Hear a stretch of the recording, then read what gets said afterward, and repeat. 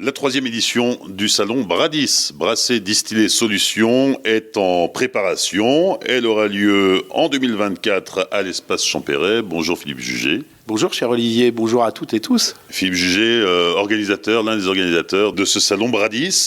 La première information à communiquer à celles et ceux qui nous écoutent, c'est le changement de date. Bradis se déplace du mois de juin au mois de février. Le rendez-vous est donc fixé au 15 février 2024. Pourquoi ce changement ? Alors deux raisons principales. La première, c'est que la date de juin et le mois de juin convenaient pas aux brasseurs. Très clairement, on a fait 2 éditions au mois de juin. 2022, le mois de juin avait été plutôt pluvieux, donc les brasseurs étaient là, pas de souci. La saison n'était pas totalement commencée. 2023, le mois de juin, souviens-toi, était très très beau, donc les brasseurs étaient un peu moins là parce que tous au taquet. Donc c'est vrai qu'ils nous ont tous dit le salon est top, l'idée est top, Paris c'est bien de le faire à Paris. Le seul problème, c'est que juin, ça nous arrange pas parce qu'on est déjà à fond en production et en pleine saison. Et puis la deuxième raison, au mois de février à Paris se tient Wine Paris, un grand salon dédié à l'univers du vin. Et c'est vrai que Brasser, Distiller, Solutions, initialement on essaye de targeter, et l'idée c'était de faire un salon à destination des brasseries et des distilleries, mais on s'aperçoit que cet écosystème des boissons conviviales, et qu'on le prenne du côté du service, des solutions, de l'équipement, du matériel, des matières premières, c'est aussi l'univers des vignerons. Donc ça intéresse d'un côté nos exposants qui veulent aller chercher aussi les vignerons comme clients et qui pour la plupart déjà les ont évidemment, et puis ça intéresse aussi les vignerons qui un peu comme tout le monde aujourd'hui dans l'univers des boissons cherchent à se diversifier, soit vers la bière, soit vers les spiritueux. Donc du coup assez naturellement on s'est dit changeons la date. Juin était trop compliqué pour un certain nombre de raisons, on a avancé au 15 février. Si on pousse un peu plus loin l'analyse, les cloisons sont en train de tomber entre la bière, les spiritueux, le vin. Alors c'est pas encore tout à fait le cas, faut être honnête, mais c'est quand même un peu le pari qu'on fait nous avec Brasser, Distiller, Solutions. On voit bien les structures aujourd'hui productrices se diversifient, soit par envie, soit par nécessité, soit par goût du challenge d'une certaine manière, mais on le voit à l'étranger, on le voit aussi en France. Les brasseurs deviennent distilleries, les distilleries de cognac deviennent distilleries de whisky, les vignerons deviennent brasseurs, on se lance dans le sans-alcool, on se lance dans les softs. On voit bien que cet écosystème-là, il est en train d'évoluer parce qu'il y a une nouvelle génération aux manettes, parce que c'est une nouvelle génération de consommateurs, parce qu'aujourd'hui, le consommateur, il passe plus facilement de la bière au cocktail, des spiritueux, du sans-alcool avec alcool et ainsi de suite. Donc les producteurs, d'une certaine manière, s'adaptent. C'est beaucoup plus facile, d'une certaine manière, aujourd'hui, de se diversifier. Alors je dis ça, évidemment, avec tous les guillemets qui s'imposent, mais quand on était producteur de cognac de génération en génération, ou brasseur de génération en génération, ou vigneron de génération en génération, c'est plus compliqué de dire papa, j'arrête la bière, j'arrête les spiritueux, ou j'arrête le cognac, ou j'arrête le Bordeaux, je vais me lancer dans la bière, je vais faire du sans-alcool, ou je vais faire du whisky.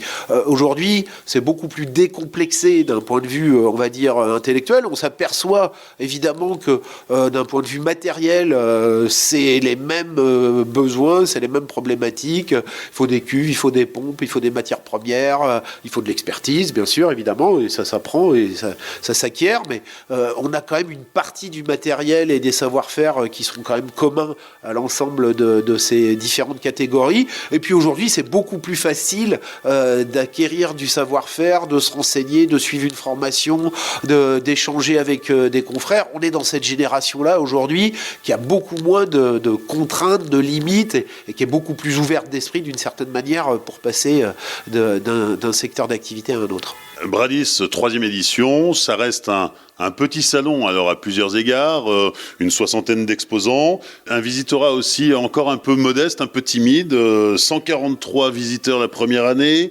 256 cette année. L'année prochaine, ce sera jackpot ? Oh, si on a 500 visiteurs, non mais attention parce qu'on parle quand même de gens qui se lancent dans la production de bière, de spiritueux, ou qui se diversifient, donc la population elle n'est pas non plus délirante, ça dure qu'une journée, nous c'est qu'une seule journée. Aujourd'hui on pense que les gens ont plus trop le temps de passer 2-3 jours sur différents salons et ça ne présente pas beaucoup d'intérêt. Et nous tout l'enjeu de ce salon-là, et c'est pour ça que c'est aussi un petit nombre d'exposants, ce sont des exposants qui sont transversaux aux différents univers, bière et brasserie.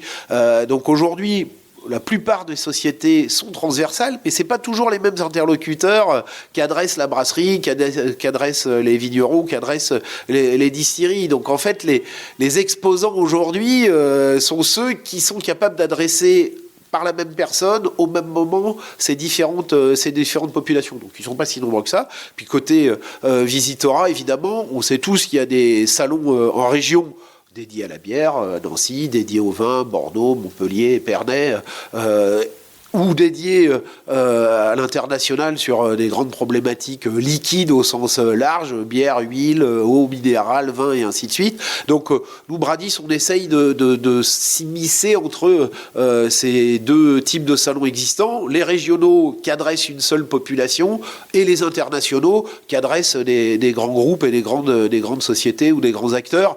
Donc voilà, Bradis, il se situe entre ces deux-là, essayer de fédérer, et c'est pour ça qu'on le fait aussi à Paris. C'est un terrain neutre, c'est pas un terrain de vignerons, c'est pas un terrain de brasseurs.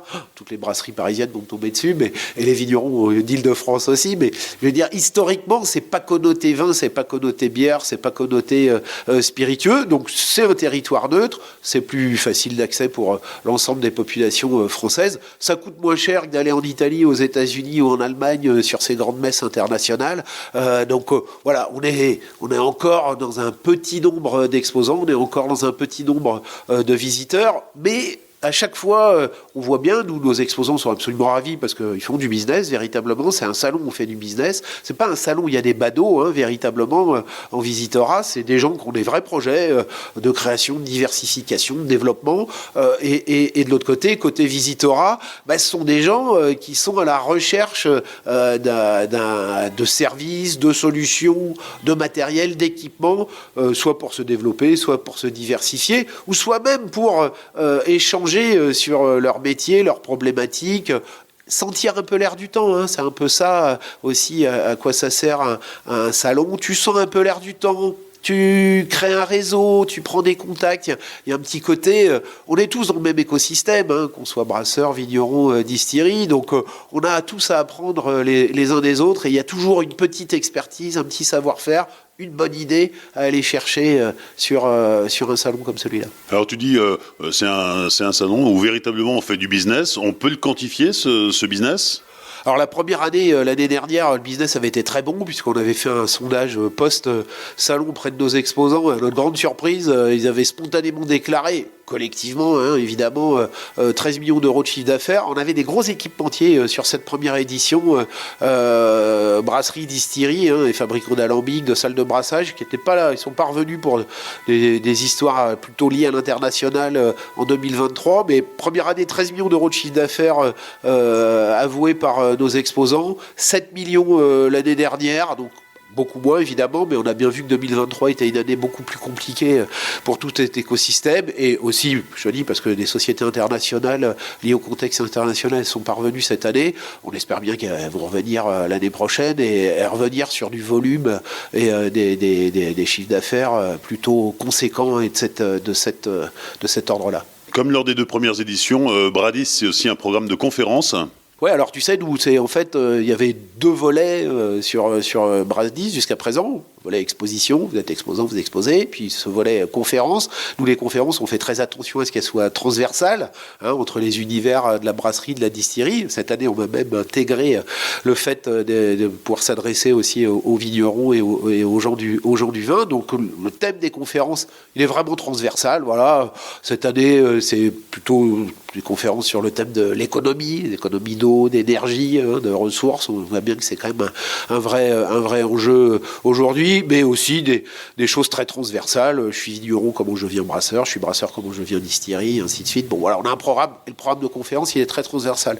Et puis on ouvre un 3e espace, on va dire, qui est l'espace atelier. On s'aperçoit aujourd'hui qu'on a des exposants qui n'ont pas forcément la volonté de prendre un stand, voilà, parce que ils sont dans une innovation, ils sont dans le savoir-faire, ils sont dans l'expertise, mais ils ont quelque chose quand même à dire. Donc on ouvre cet espace atelier workshop qui est pendant 1 heure, un exposant vient faire une démonstration plutôt orienté commercial du coup, pas du tout comme les conférences qui sont transversales où il n'y a pas véritablement d'esprit de vente et commercial. Espace atelier où tu viens expliquer une expertise, une solution, une innovation en tant qu'exposant, en tant que marque, en tant qu'expert. Donc aujourd'hui, on va dire trois piliers pour Brasset Dissier Solutions: l'espace exposition, l'espace conférence, l'espace atelier. Et puis il y a un quatrième espace qu'on a ouvert dès la première édition, qui est le bar, voilà, où en fait on invite nos visiteurs à venir avec leur production, bière, spiritueux, boissons conviviales.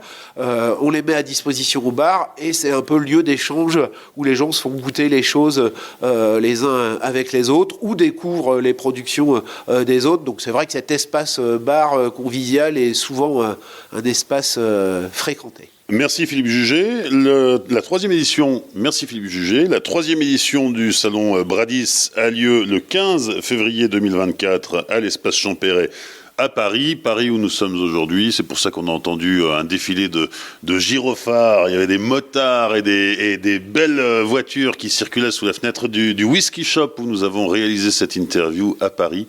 Merci Philippe. Rendez-vous le 15 février à l'espace Champéret. On se retrouve tous le 15 et on vous accueillera avec plaisir. Merci à tous et à toutes.